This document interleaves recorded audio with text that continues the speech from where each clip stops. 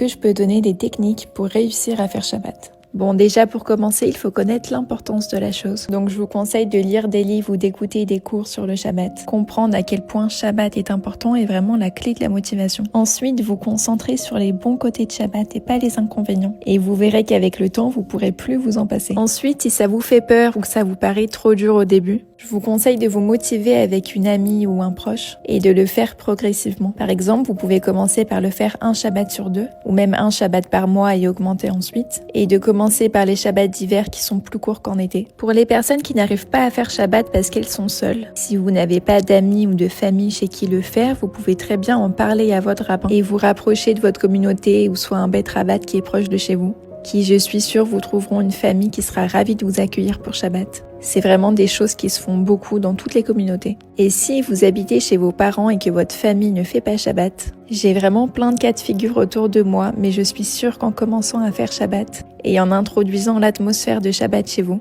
vos parents finiront par le faire avec vous. D'ailleurs, on dit que dans la période qui précède la venue du Mashiach, donc notre période actuelle, ce sont les enfants qui ramèneront les parents.